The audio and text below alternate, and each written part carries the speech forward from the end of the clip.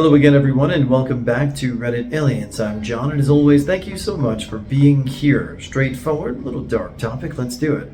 What's the closest you've ever come to killing someone? Please remember to like, share, and subscribe. When my daughter was 7 weeks old, I was going out to the coffee shop around the block from my house. It was a rainy day, but had stopped briefly. I put her in my Moby wrap and went out. I went and got coffee and a sandwich. On my way back home, I went to step up onto the sidewalk. Instead, my toe clipped the curb. I fell forward. My daughter was thrown out of the wrap and onto the sidewalk. Luckily, I was closer to the ground, and as I was falling as well, and the fall wasn't as far as it could have been.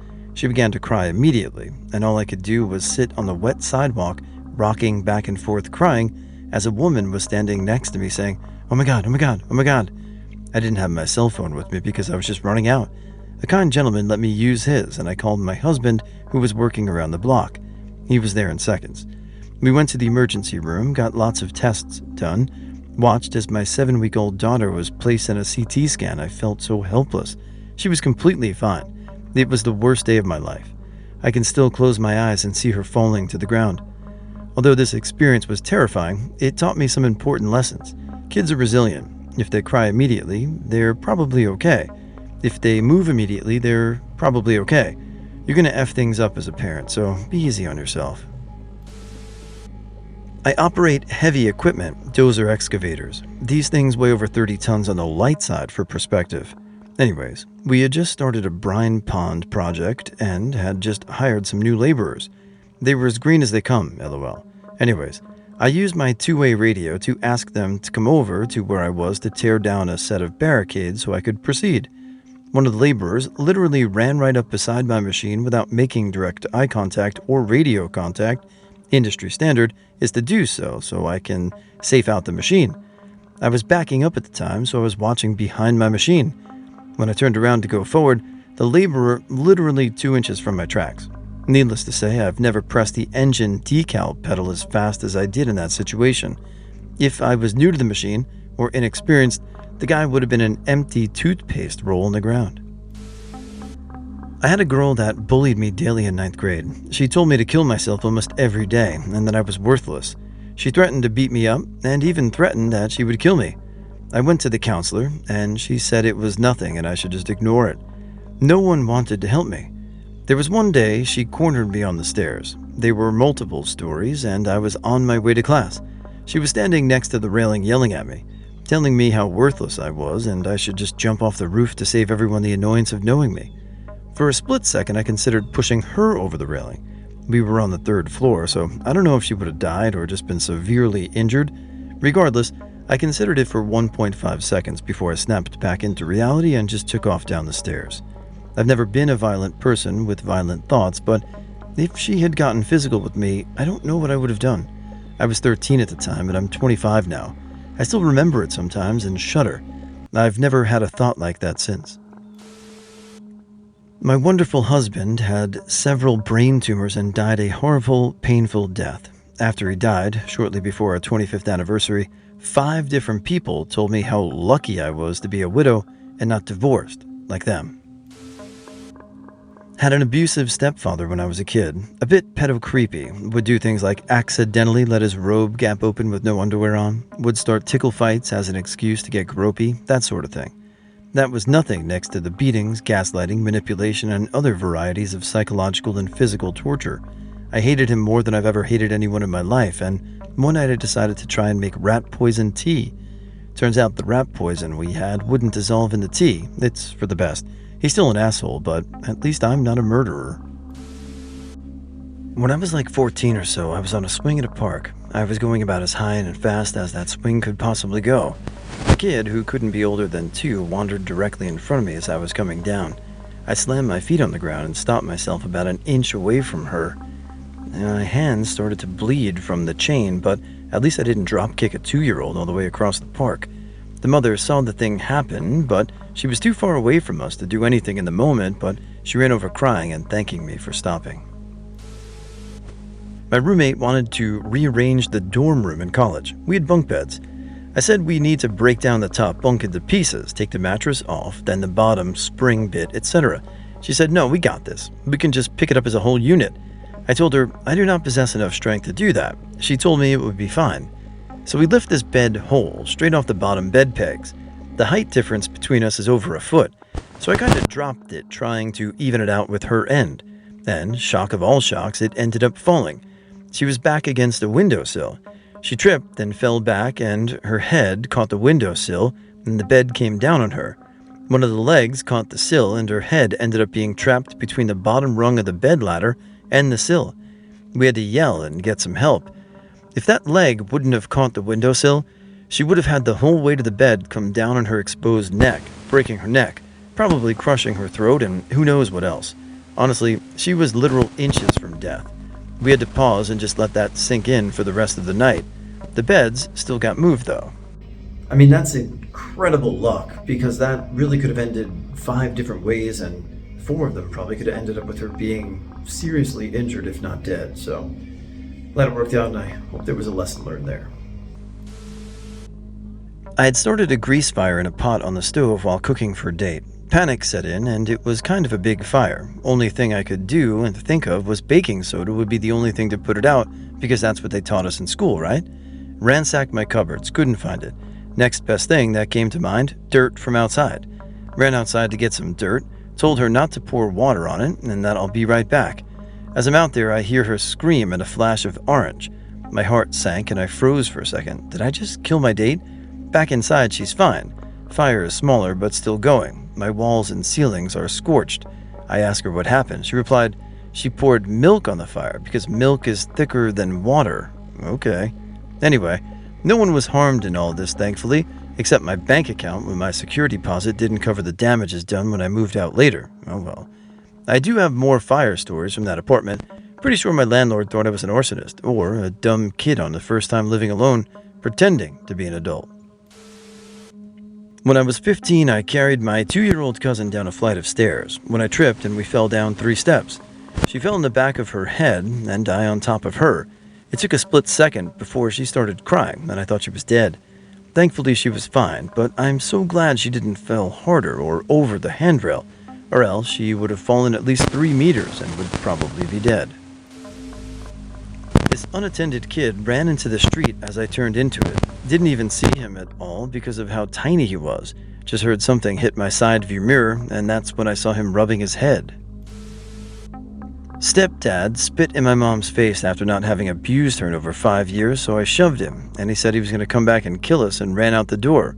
So I followed, picked him up from behind, carried him off the porch and slammed him headfirst onto the cement, and then just beat the shit out of him while neighbors came out, got arrested, and got my first felony. I volunteered at an orphanage in Thailand a couple years ago. I'd been gone for about a month, and when I came back, they told me about a guy who had been sneaking into the girls' dormitory and R-ing some of them. The girls were so scared that they wouldn't sleep. These girls were all between 1 and 12 years old. All the other staff were women, and the guy would physically overpower them when they tried to stop him from getting in the dorm.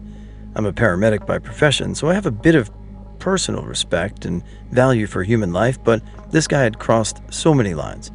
I went to the local police and asked them for help, and they told me to deal with it.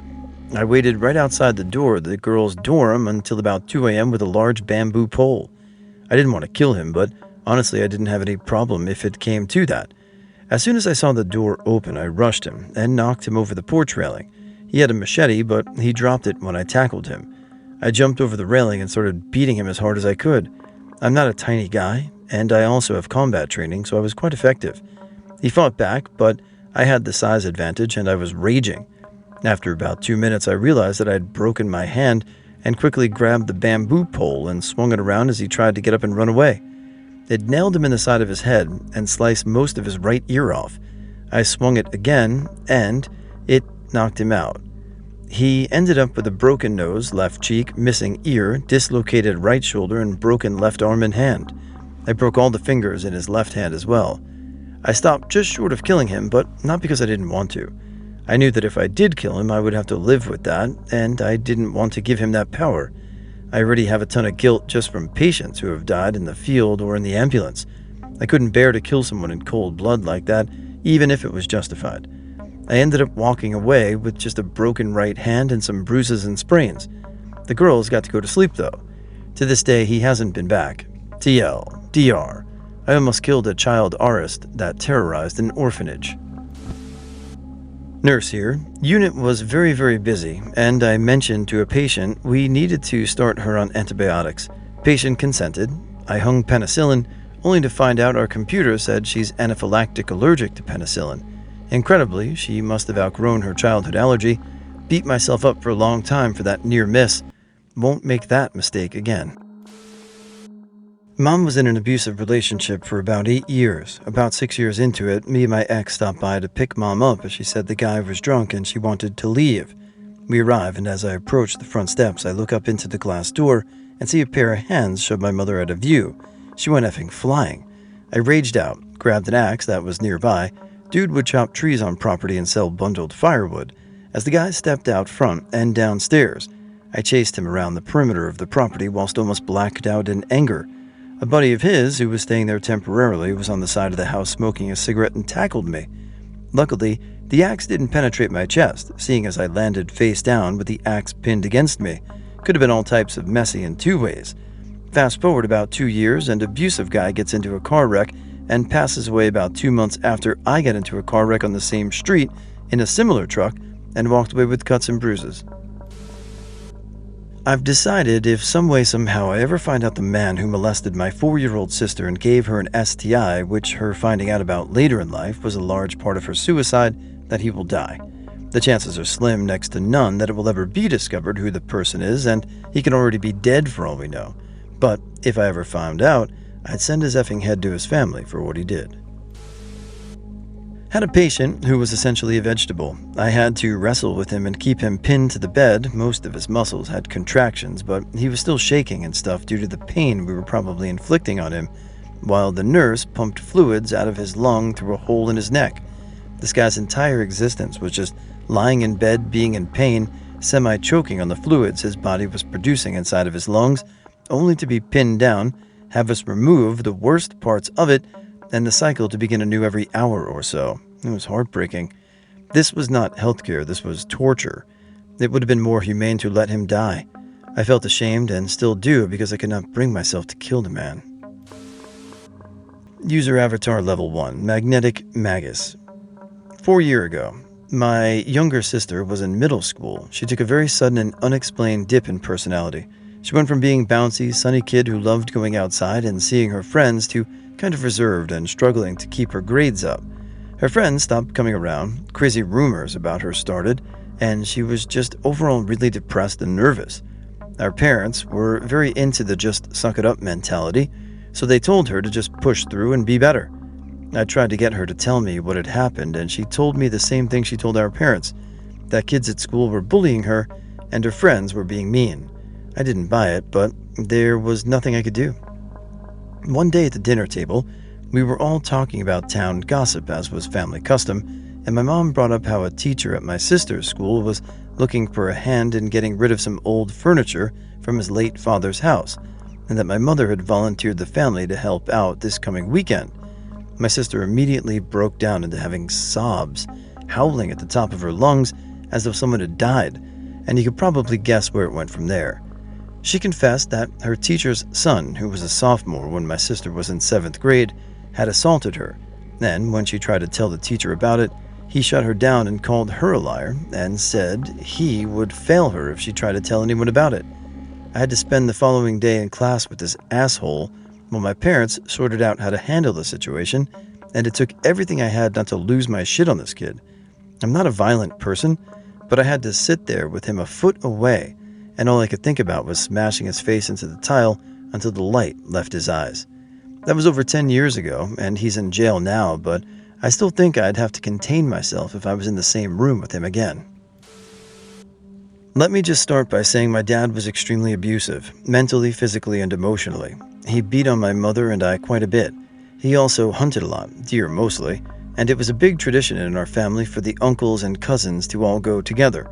My grandmother, Mom's mom, pulled me aside the day before opening day and told me she would buy me a car. I was 15, almost 16 at the time, if I shot my dad out in the woods. She told me if I ever know, and she would get me the best lawyer money could buy if it came to that. I agreed. To this day, I wish I would have pulled the trigger. I was too scared and my conscience got the best of me. I know what I would have gotten away with, and it would have saved my family so much trouble down the road. He's dead now, but I wish I could have been the one to do it. My boss asked me why I wasn't doing any work after working a 70-hour work week and taking one lunch break for the week. I was so mad and work a job where we carried knives on our person I had to throw it across the room, and I just picked up my bag and walked out. This was all before my actual start time, after I'd been working almost half an hour and still wasn't supposed to start for another half an hour.